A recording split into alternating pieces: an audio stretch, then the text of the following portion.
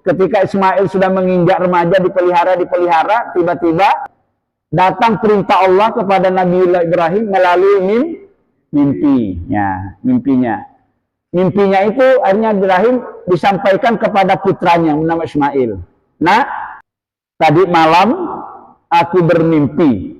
Aku diperintah oleh Allah agar aku menyembelih kamu. Ya kan begitu ya istilahnya ayat sebelumnya ya. Tolong nak, perhatikan bagaimana pendapatmu. Siap apa tidak siap? Apa jawaban Ismail? Jawaban Ismail apa? Ya abatif al-ma tu'mar. Itu loh ayat sebelumnya, ayat 102. Ya abatif al, wahai ayahku, silakan ayah laksanakan apa yang Allah perintahkan.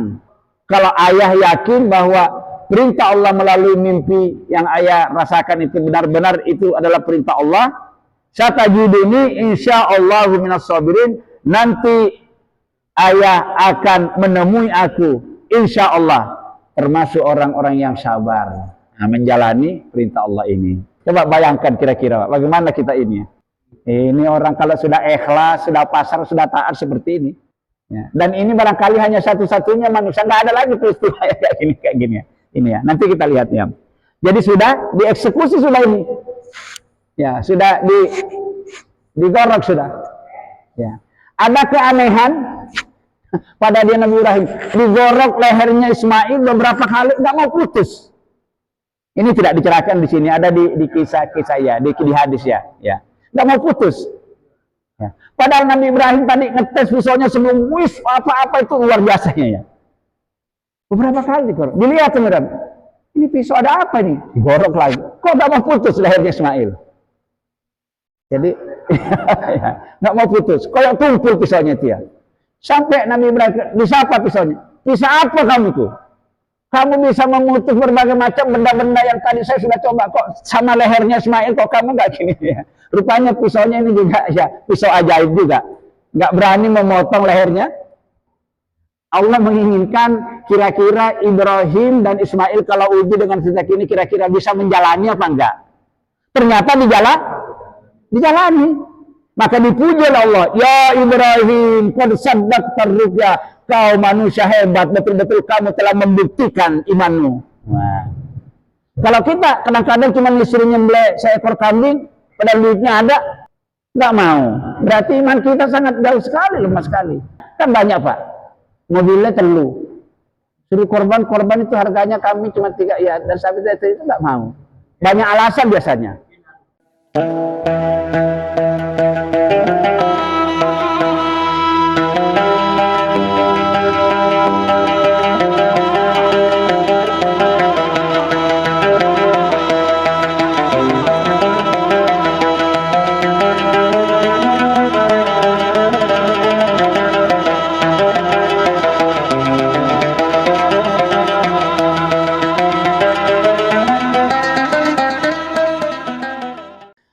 Bapak-bapak dan para jamaah sekalian, peserta kajian Al-Quran sistem tematik yang dirahmati Allah dan yang kami hormati. Alhamdulillah dengan rahmat dan izin Allah Subhanahu wa Ta'ala, sampai pada malam hari ini kita semua tetap mendapatkan limpahan rahmat karunia dan berbagai macam nikmatnya. Salah satu di antara karunia dan nikmat Allah yang sangat luar biasa, yang tiada tara tandingannya, ialah nikmatul imani wal islam, nikmat keimanan dan keislaman. Selanjutnya adalah nikmat sehat jasmani maupun rohani kita. Alhamdulillah sekali lagi malam hari ini kita masih sama-sama merasakan mendapatkan karunia Allah yang kita sebutkan. Semoga kita dijadikan hambanya yang pandai mensyukuri atas segala rahmat, karunia dan nikmatnya. Dengan demikian insya Allah kita akan menjadi orang-orang yang beruntung, baik ketika hidup di dunia, terlebih-lebih nanti di saat menghadap ke hadirat Allah Subhanahu wa Ta'ala. Amin ya rabbal alamin. Bapak sekalian, menyambung kajian kita pada pekan yang lalu masih seputar kurban, tapi beda pembahasannya ya. Ini di ayat ini bagaimana yang kita kaji pada minggu lalu ialah tentang sejarah sejarah kurban. Minggu yang lalu sudah kita kaji, mulai dari ayat 100 itu, ini dilanjutkan. sejarah kurban, asal muasal kenapa ada kurban. Nah, gitu kan. Ini di Quran diceritakan. Juga di surat Al-Maidah ayat 27 juga ada. Yaitu tentang anak Adam yang pertama kali itu Habil dan Qabil. Ya. Diperintahkan oleh Allah untuk berkurban, kemudian salah satu kurbannya diterima karena dia didasari dengan takwa, satunya ditolak. Akhirnya mangkel, saudaranya dibunuh. Nah, jadi itu. Jadi korban. Maka ibadah korban ini adalah ibadah yang tertua di dunia ini. Lebih tua kurban daripada sholat. Itu kalau kita lihat sejarahnya di sini. Baik. Kita baca dulu. Silakan dibuka halaman 450. Pada baris pertama dari atas. Tempo hari sudah kita baca 3 ayat. Ya, insya Allah dilanjutkan malam hari ini.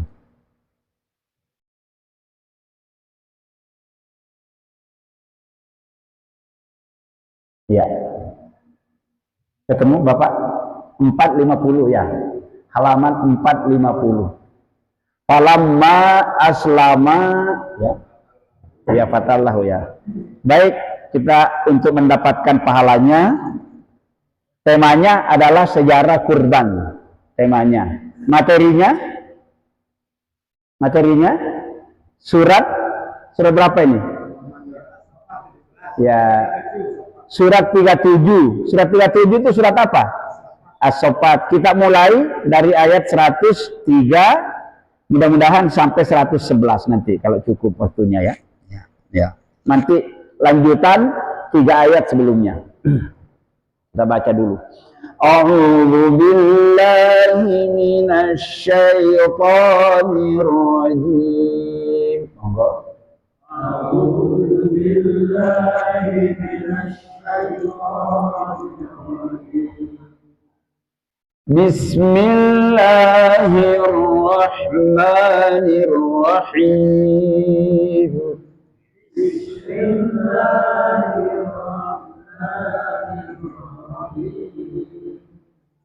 Falamma aslama wa tallahu lil jabin. Aslama wa tallahu lil jabin. وَنَادَيْنَاهُ أَن يَا إِبْرَاهِيمُ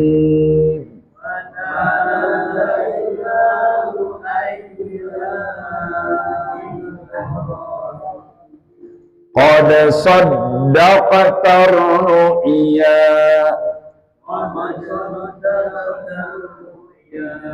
Inna kadzalika najzil muhsinin.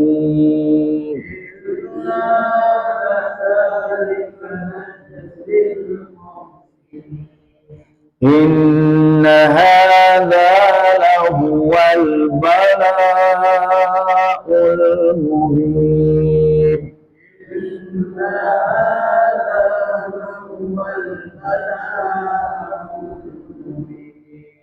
وَفَدَيْنَاهُ بِذِبْحٍ عَظِيمٍ.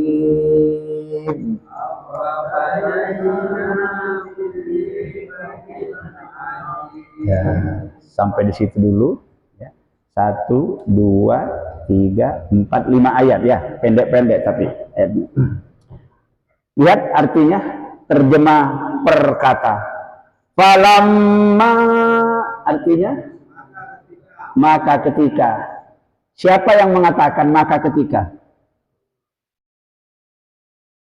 Ya Allah. Ini kan Quran ini kan firman Allah. Jadi Allah menceritakan kepada kita tentang peristiwa yang terjadi di zamannya Nabiullah Ibrahim, Nabinya Ismail. Yang ayat sebelumnya itu ketika Ismail sudah menginjak remaja, dipelihara, tiba-tiba ya datang perintah Allah kepada Nabiullah Ibrahim melalui mimpinya. Mimpinya itu akhirnya Ibrahim disampaikan kepada putranya bernama Ismail. Nah, tadi malam aku bermimpi. Aku diperintah oleh Allah agar aku menyembelih kamu. Ya kan begitu ya istilahnya ayat sebelumnya ya. Tolong nak, perhatikan bagaimana pendapatmu. Siap apa tidak siap? Apa jawaban Ismail? Jawaban Ismail apa? Ya abatif al-ma tu'mar. Itu loh ayat sebelumnya, ayat 102. Ya abatif al, wahai ayahku. Ya. Silakan ayah, laksanakan apa yang Allah perintahkan. Kalau ayah yakin bahwa perintah Allah melalui mimpi yang ayah rasakan itu benar-benar itu adalah perintah Allah, satajiduni insyaallahu minas sabirin, nanti ayah akan menemui aku insya Allah termasuk orang-orang yang sabar menjalani perintah Allah ini. Jadi anak sudah rela, ayah pun sudah rela juga. Nah sekarang akan dieksekusi, ayat ini akan dieksekusi ya. Falamma, apa tadi artinya? Maka ketika aslama, keduanya telah berserah diri, wes pasrah. Keduanya yang dimaksud sini siapa? Ibrahim dan Ismail, ayah dan anak. Aslama sama-sama pasrah. Pasrah udah. Sudah pasrah, sudah siap. Orang kalau sudah pasrah, sudah siap, sudah ikhlas itu nggak ada ya. Dua-duanya sudah pasrah ini. Karena ini yakin perintah Allah. Nggak mungkin Allah memerintahkan sesuatu kepada hambanya itu kalau jelek. Kan kita ada keyakinannya. Orang yang yakin itu tanpa banyak alasan. Kenapa? Wes ini perintah Allah. Nggak mungkin diperintah oleh Allah itu kalau jelek. Seperti kita ini. Nggak mungkin kita disuruh oleh Allah berkurban kalau berkurban itu tidak baik. Nggak mungkin disuruh bersedekah, berimpak, bayar zakat kalau tidak baik. Cuman kadang-kadang kan kebaikannya harus dikaji lagi nilai-nilainya, termasuk nanti di sini. Ya. Jadi dua-duanya sudah rela, sudah pasrah, sudah siap. Wes, gak ada rasa takut lagi. Wah, namanya orang ikhlas itu seperti itu. Watallahu, watallahu, dan dia membaringkannya. Siapa dia? Ibrahim. Siapa yang dibaringkan? Ismail. Ya kayak Pak Abawoto kalau sapinya direbahkan dulu kambingnya kan dia ya. Ya maksudnya begitu. Watallahu, dan direbahkanlah, dibaringkanlah, dijatuhkanlah, disiarkan itu ya. Apa itu? Hu itu kembali kepada Ismail. Maka Ibrahim membaringkan putranya itu lil jabin.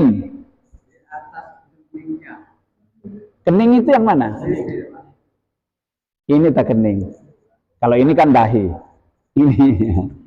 Ya, keningnya. Ya kan kalau kami kan gitu.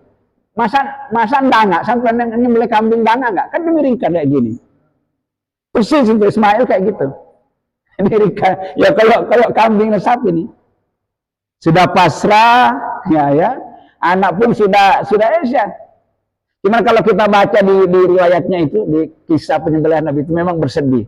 Jadi Ismail memohon begini, ayah saya sudah pasrah segalanya ayah. Ya, terserah apa yang ayah lakukan ini, kayak yakin ini perintah Allah. Nggak mungkin Allah memerintahkan kepada ayah untuk membeli aku kalau itu tidak baik. Hanya saja ayah, sebelum pisaunya ayah itu digosok di leher saya, ada beberapa permintaan saya kepada ayah. Apa itu? Yang pertama, nanti bajuku dibuka ayah, bajuku dibuka. Takut nanti darahnya terbertik terhadap baju yang saya pakai, mamaku nanti terus tanya, kemana Ismail? Nah, jadi tolong ayah buka, sendiri ya, dibukalah sama Ibrahim. Berikutnya ayah tolong kaki dan tanganku diikat dulu, takut aku nanti meronta-ronta itu nanti terus timbul rasa kasih sayang sama ayah. Sehingga aku nggak jadi dibeleh. Laksanakan. Ya. Tolong ayah, permintaan yang ketiga, pisaunya ayah itu tolong diasah setajam-tajamnya. Biar kematian itu cepat. Jangan sampai pisau itu digeret, ngorok-ngorok kayak gini terus akhirnya nggak putus-putus. Ya. Permintaan yang terakhir ayah, nanti di saat aku sudah tiada, mohon teman-teman yang sebaya dengan aku ayah, yang selama ini sering bermain dengan aku, mohon supaya jangan dekat-dekat dulu rumah ibu. Takut ibuku nanti Siti Hajar ingat kepada aku. Karena aku kan hanya anak seorang diri semata wayang gitu ya. Ayah pun sudah pasrah, nangis itu sudah Ibrahim. Nangis ya. Ya, seperti itu. Coba bayangkan kira-kira bagaimana kita ini ya. Ini orang kalau sudah ikhlas, sudah pasrah, sudah taat seperti ini. Ya. Dan ini barangkali hanya satu-satunya manusia, nggak ada lagi peristiwa kayak gini ya. Ini ya, nanti kita lihat ya. Jadi sudah dieksekusi sudah ini, ya sudah digorok sudah. Ya.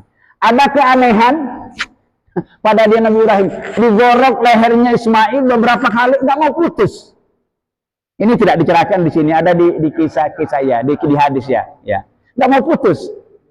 Ya. Padahal Nabi Ibrahim tadi ngetes pisaunya sebelum apa-apa itu luar biasanya ya. Beberapa kali digorok. Dilihat teman-teman, ini pisau ada apa nih? Digorok lagi. Kok gak mau putus lehernya Ismail? Jadi nggak mau putus. Kayak tumpul pisaunya dia. Sampai Nabi Ibrahim disapa pisaunya. Bisa apa kamu tuh? Kamu bisa memutus berbagai macam benda-benda yang tadi saya sudah coba. Kok sama lehernya Ismail kok kamu nggak gini ya? Rupanya pisaunya ini juga ya pisau ajaib juga. Nggak berani memotong lehernya. Ya, oke, lanjut. Tetap dilakukan seperti itu. Ya. Wa nadainahu. Apa artinya? Panggil dia. Siapa ini di sini? Dan kaminya siapa di sini? Allah, ya. Dan kami memanggil dia. Siapa yang dipanggil? Ya, Ibrahim. Yang manggil Allah, yang dipanggil Nabi Ibrahim. Ibrahim sambil menggorok lainnya tanda untuk Nabiullah Ibrahim. Belum putus ini ya Nabiullah Ibrahim. Ya. Qad saddaqta ru'ya. Artinya apa?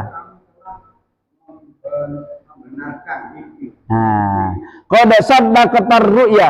Sungguh kamu telah membuktikan, sungguh kamu telah membenarkan, sungguh kamu telah mempraktekkan ar-ru'ya, mimpimu yang benar wahai Ibrahim. Ya, kira-kira begitu kalau diterjemahkan dengan panjang. Jadi maksudnya benar-benar kamu ini manusia luar biasa. Karena belum ada manusia mulai dari Nabi Adam sampai zamannya Ibrahim itu yang rela nyembelih anaknya kecuali ini. Ya. Maka dipuji oleh Allah. Ya Ibrahim, sampean ini manusia luar biasa. Ya. Anakmu tak suruh belek, kamu laksanakan. Ya. Dan dilakukan. Nah, dilakukan sudah. Ini masih proses ya. Terus kata Allah, setelah Allah menyapa Nabi Ibrahim, memberikan bahwa kamu itu betul-betul ya, apa yang diperintahkan kamu patuh, kamu tidak ragu-ragu, tidak ada rasa takut, tidak ada rasa sanksi ya. Kata Allah selanjutnya, inna kadzalika najzil muhsinin. Artinya inna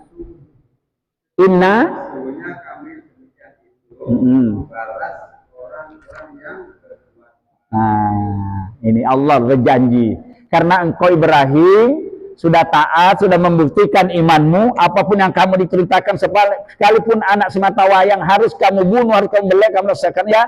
Maka katalah inna kadzalika, maka dalam persoalan ini dalam peristiwa ini najzil muhsinin, kami akan membalas orang-orang yang berbuat baik. Orang-orang yang berbuat baik kalau di sini perbuatan baik Nabi Ibrahim itu apa? Ketaatannya, keimanannya kepada Allah yang luar biasa. Belum, insya Allah tidak ada akan manusia yang menyamai. Nah, di sini kami pasti akan membalas najzil muhsinin, orang-orang yang berbuat baik. Termasuk bapak-bapak nanti yang ikut kurban ini, nggak usah takut, berbuat baik. Masukkan duit 3,5 dalam rangka nggak ngitung bulan, nanti langsung diganti oleh Allah nanti. Yang penting yakin. Kalau nggak yakin, ya yakin. Ini Allah janji. Orang berbuat baik itu pasti diganti oleh Allah. Caranya Allah itu ya banyak cara yang memberikan kita. Nah, tapi rezeki itu Allah yang ngatur, tapi jembatannya melalui manusia. Itu Pak ya. Maka semakin banyak relasi, semakin banyak sahabat, semakin banyak kenalan, semakin banyak itu semakin mudah rezekinya. Karena rezeki itu jembatannya harus melalui manusia. Itulah sebabnya oleh Allah dilarang kita memutus silaturahmi. Karena kalau silaturahmi diputus itu otomatis jalannya rezeki terputus. Contoh Pak Sodik sama Abah Jumari, tonggoan selama ini.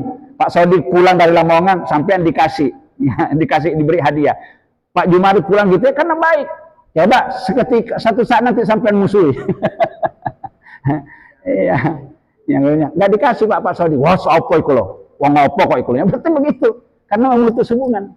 Nah, maka kata Allah, inna kadzalika najzil muslimin. Setiap perbuatan baik kita apapun wujudnya, termasuk ibadah kurban ini, pasti kata Allah, najzil, kami akan membalas perbuatan orang-orang yang berbuat baik itu. Ya. Paham sampai di sini ya? Lanjut ya. Inna hadza lahuwal balaul mubin. Artinya? Ini benar-benar dia waktu ujian ya. Inna hadza, sesungguhnya ini apa? Sesungguhnya peristiwa ini, maksudnya kira-kira gitu. Sesungguhnya peristiwa ini yaitu penyembelihan Nabiullah Ismail oleh ayahnya, ya. Allah menjelaskan sesungguhnya peristiwa ini apa sebetulnya yang Allah ingin kehendaki dalam peristiwa ini. Keinginan Allah ayah disuruh membeli anaknya itu apa maksudnya Allah itu ya? Nah, di sini dijelaskan lahuwal bala'u. Artinya apa? Itu benar-benar merupakan ujian. Ujian. Kalau orang diuji itu apa yang ditunggu? Kalau orang ujian, yang ditunggu apa?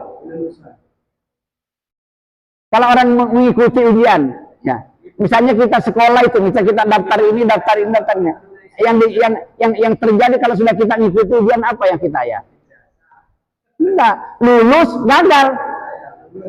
Kalau lulus diberi ijazah biasanya, lulus gagal. Kalau nggak lulus ya gagal. Ya. Sukses gagal. Sukses itu lulus ya. Ini ujian. Peristiwa penyembelihan Nabi ini ujian. Ujian kepada siapa? Ya kepada Nabiullah Ibrahim, kepada Nabiullah Ismail, kepada Siti Hajar dan sebagainya. Oh, ini besar godaannya. Maka ritual ibadah kurban ini itu juga menjadi salah satu wajib haji Pak Oto. Kalau kita menunaikan haji itu salah satu wajib haji, kalau nggak dilakukan hajinya tidak sah. Yaitu namanya balang jumroh di Mina itu ya. Berapa kali Pak Oto melempar jumroh itu? 3 kali. Jumroh Aqobah dilempar pada hari pertama. Besoknya lagi dilempar ke tiga-tiganya. Jumratul Aqobah, Jumratul Wusta, Jumratul Aqobah, Jumratul Ula, Jumratul Wusta ya. Itu dilempar. Besoknya lagi dilempar 3 hari berturut-turut. Tapi kalau ngambil nafar awal cuma 2 kali, boleh. Jadi melempar 2 hari sudah pulang ke Mekah tawaf wada boleh. Tapi yang paling bagus itu kalau ngambil 3 hari. Sampai dulu berapa hari melemparnya? Ya 3. Abah Oto? Ya saya juga 3 hari melempar jumlah. Ini dari mana itu kok ada kayak gitu? Itu peristiwa Ibrahim.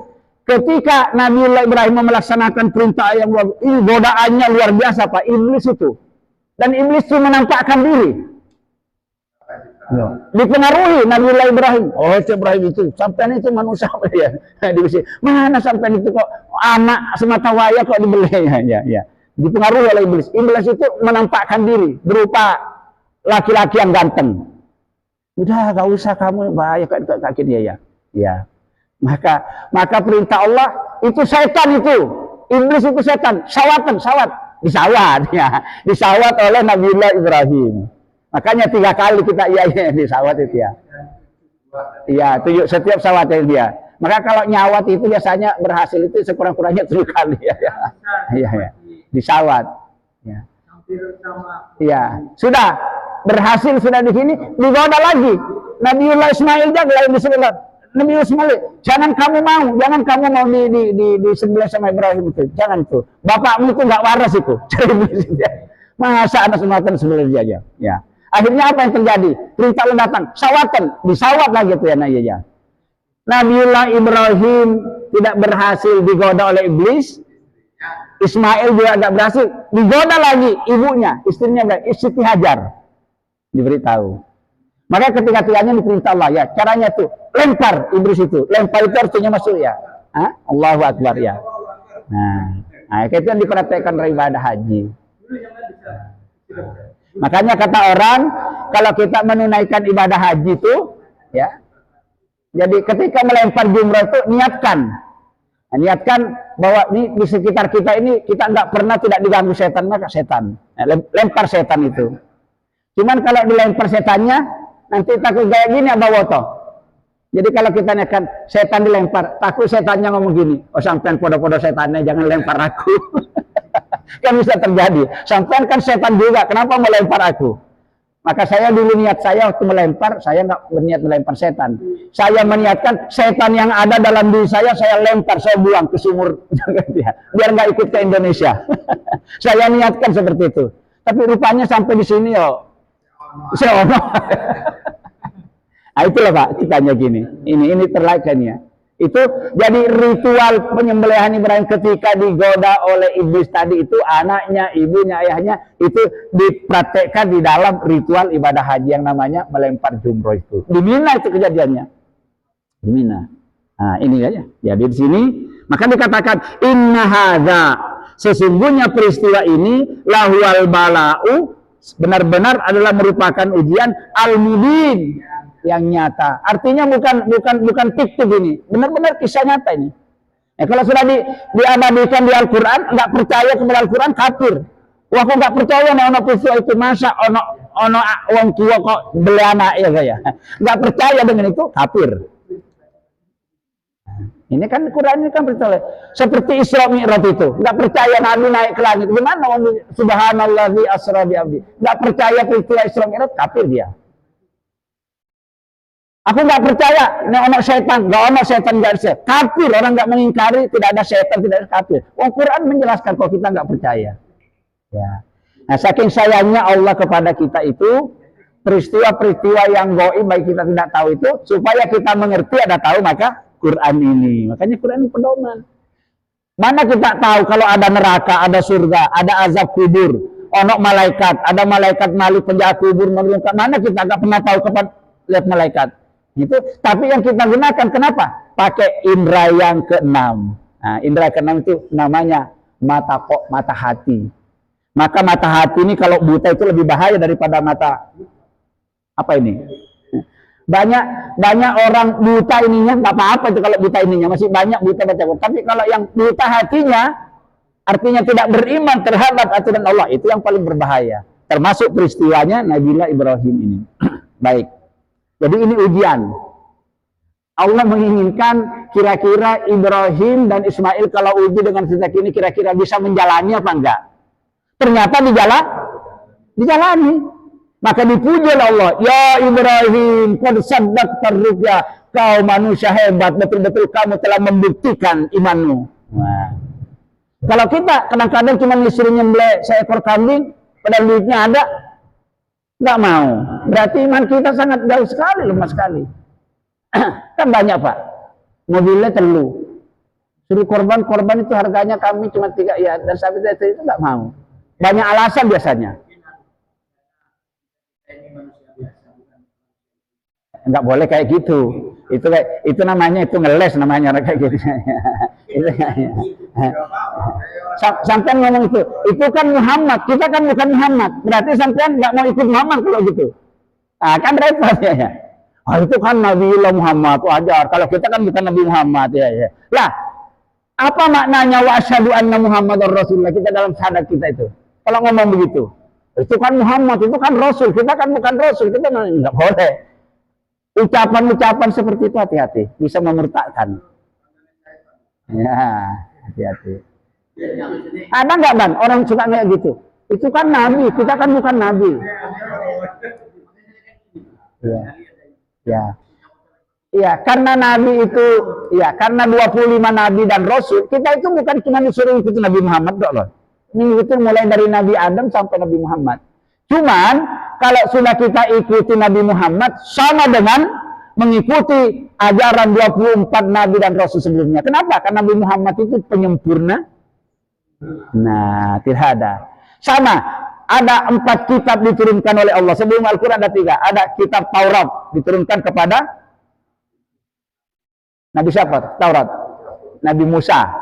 Kitab Zabur. Nabi Daud. Kitab Injil.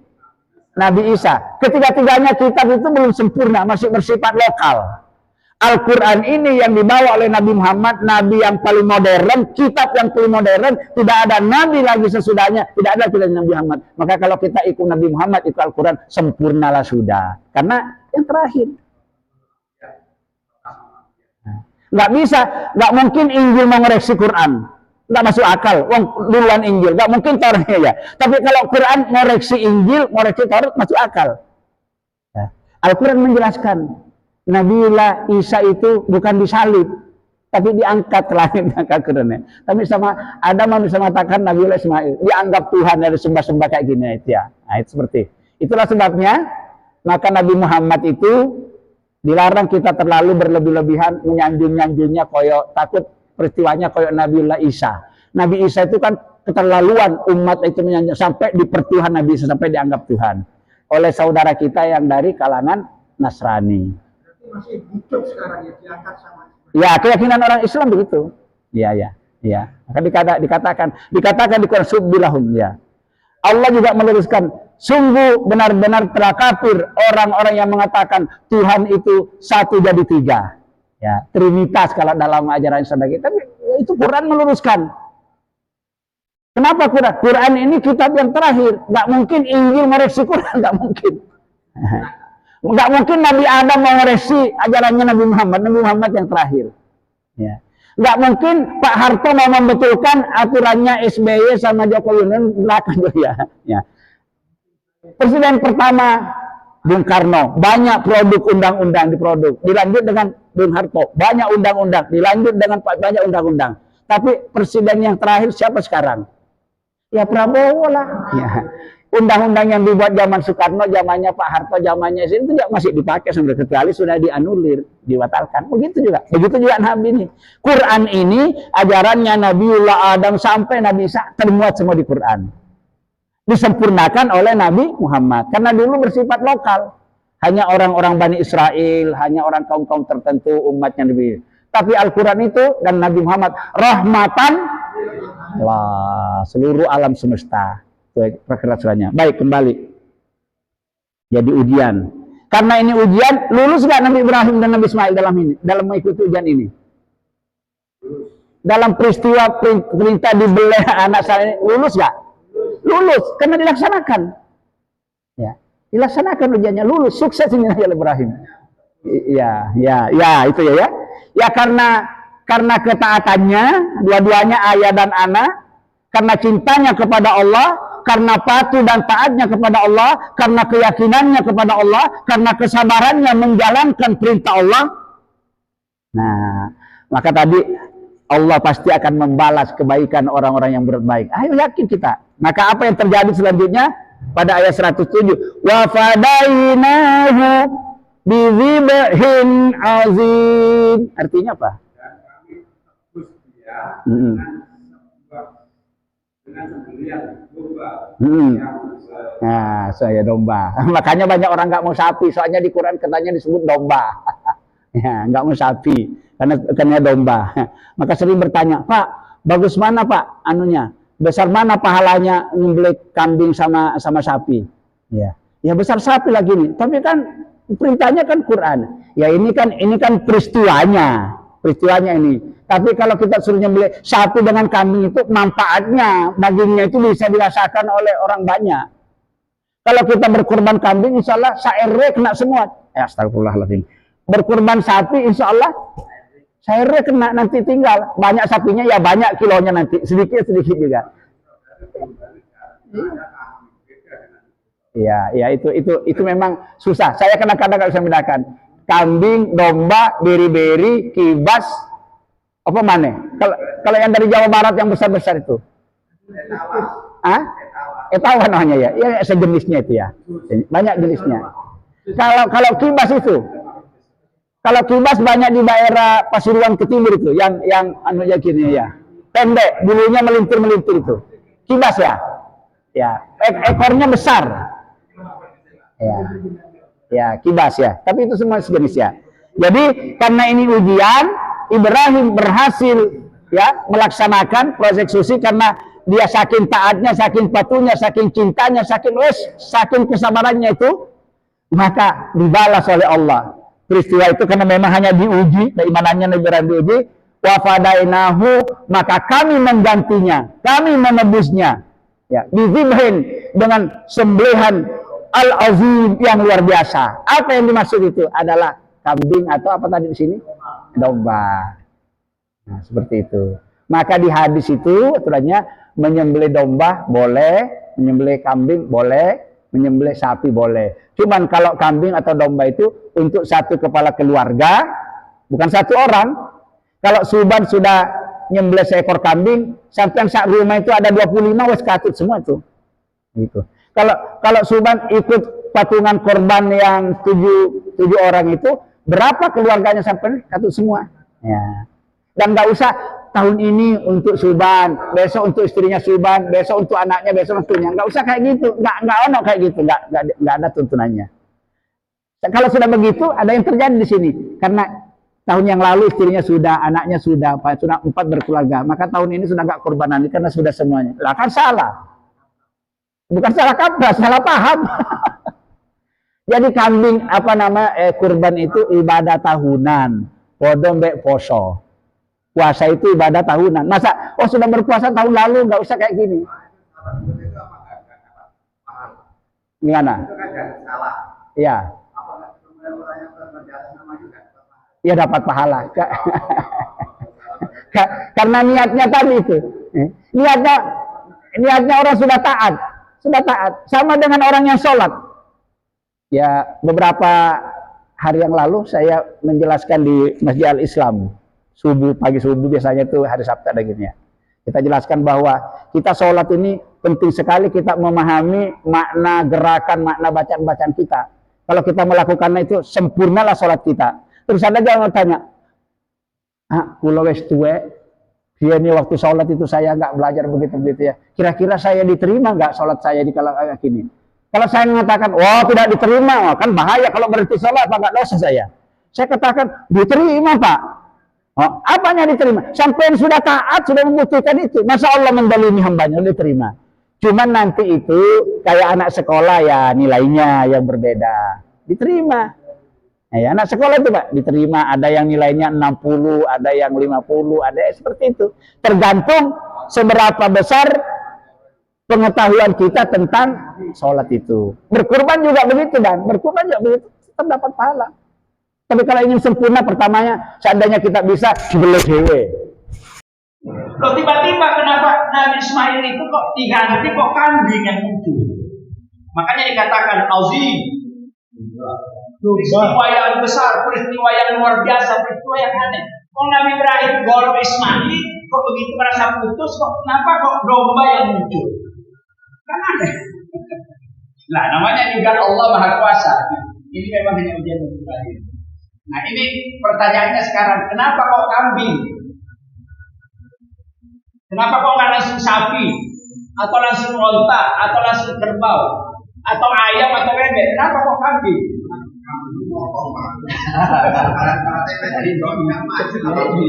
Itu dikasih aja. Kambingnya buka. Tidak mau sembarangan kok kambing. Kenapa kok kambing? Kan banyak binatang ternak kan boleh ayam, boleh bebek yang paling ringan lah. Kenapa kok kambing? Nabi Muhammad sebelum diangkat menjadi nabi pernah dilatih oleh Allah juga melihara kambing. Nah benar. Waktu kecil sebelum diangkat melihara kambing. Kenapa kok kambing? Rupanya Allah gambaran kepada Nabi Muhammad bahwa sampai itu menghadapi manusia umat gampang. Wangel koyok jusik. Coba lihat kambing Pak. Kalau sapi diternak gampang, kita dituntut kayak gini, mulut sapi itu, udah apa saja dituntut. Kalau kambing ditarik, kakinya melawan. Aku ya tahu nggak betul-betul itu pernah melihara kambing. Mana kambing? Kambing bunuh. Kalau ditaruh di depan kita di belakang, taringnya nggak karu-karuan. Kambing paling wangel. Kambing. Terus kalau dikasih makanan ingin menang sendiri, coba lihat selakanya, wow, begitu nanti kumpul situ, nggak punya aturan. Meskipun kambing laki-laki tetap digarap juga itu baik. Lihat banyak kadang ingin menang sendiri, angkuh, sombong, serakah, gak tahu malu. Itu kambing itu ya. Ya, makanya kenapa kok kambing yang digorok? Rupanya Allah ingin memberikan pelajaran kepada Nabiullah Ibrahim, juga manusia-manusia yang datang sampai akhir zaman termasuk kita ini. Menyembelih itu maksudnya apa? Kalau menyembelih itu kan mengalirkan, ya, bukan. Menyembelih itu kan maknanya sama dengan memotong. Memotong itu kan maknanya sama dengan membuang. Membuang itu sama dengan membunuh. Manusia itu memiliki sifat-sifat lebih jelek daripada kambing. Saat jelek-jelek kambing, belum pernah ada kambing makan anaknya sendiri. Betul. Boleh manusia. Nah, saat jelek-jelek kambing belum ada ya. Rupanya Allah ingin memberikan pelajaran melalui Nabiullah Ibrahim. Kalau kamu ingin sukses di dunia akhirat, harus sifat-sifat binatang yang ada dalam dirimu harus dibeleh, harus dibuang, harus dipotong. Apa itu sifat-sifat jelek kita? Pertama, serakah. Serakah ini penyakitnya ibadah fisik apa ibadah harta? Sifat jelek itu. Serakah itu paling jelek, maka ada yang senang sama serakah. Yang kedua, jelek. Gak ada yang senang sama jelek. Rupanya ibadah harta itu banyak tidak terlaksana, kalau infak, sedekah sampai nggak bayar zakat, sampai nggak korban. Ternyata itu penyakitnya itu karena masih ada sifat serakah. Maka banyak alasan. Kos-kosannya sangat lengkap itu. Ini banyak korban. Ibu bisa dikatakan betul. Iya sih, kita itu masih sifat serakah, sifat bergerak biasa ya. Ya, sikap ingin menang sendiri, sifat bergerak itu. Gak punya aturan meskipun perpuluhan angin digarap, gak ngerti mana ibunya mana digarap sampai itu kambing. Kalau dikasih makanan habis disuruh mungkin semua kayak ya, sapi mana ada sapi kayak gitu? Sapi itu taat, waktu mau diatur. Kambing itu binatang paling angel itu aneh. Makanya melalui peristiwa ini dan Nabi Muhammad tadi disebut oleh kami itu latihan semua. Bahwa kalau kita ingin sukses, ingin berhasil, ingin bahagia dunia akhirat itu sudah buang sifat-sifat binatang yang ada dalam kita. Serakah, kikir, sombong, ria, ingin menang sendiri, nggak punya tahu malu. Wah itu sifat. Itu maksudnya. Makanya wapadainahu bidzibhin adzim. Itu rahasianya itu sampai waktunya. Ya, ini kita lanjutkan lagi nanti. Masih ada 3 ayat lagi, 4 ayat lagi mudah-mudahan. Jadi ternyata semua yang diperintahkan oleh Allah, gampangnya gini aja Pak Iman. Walaupun kita belum ngerti apa sebabnya kok dilarang, apa yang belum ngerti kita, wes lakonnya aja. Yakin aja kalau Allah yang menyuruh, Allah melarang, pasti bukan untuk Allah kebaikan, untuk kebaikan kita sendiri. Kalau sudah begitu kita yakin, biasanya kadang-kadang beberapa ternyata begini. Demikian karena waktu sudah sampai, insya Allah nanti jawabnya di sesi berikutnya. Terima kasih atas kebersamaan dan perhatian Bapak sekalian. Mohon maaf kurang. Mari kita akhiri majelis kita ini dengan bersama-sama membaca hadis. Bismillahirrahmanirrahim. Subhanallah wa bihamdihi asyhadu an la ilaha Alhamdulillahirrahmanirrahim. Assalamualaikum warahmatullahi wabarakatuh. Waalaikumsalam warahmatullahi wabarakatuh.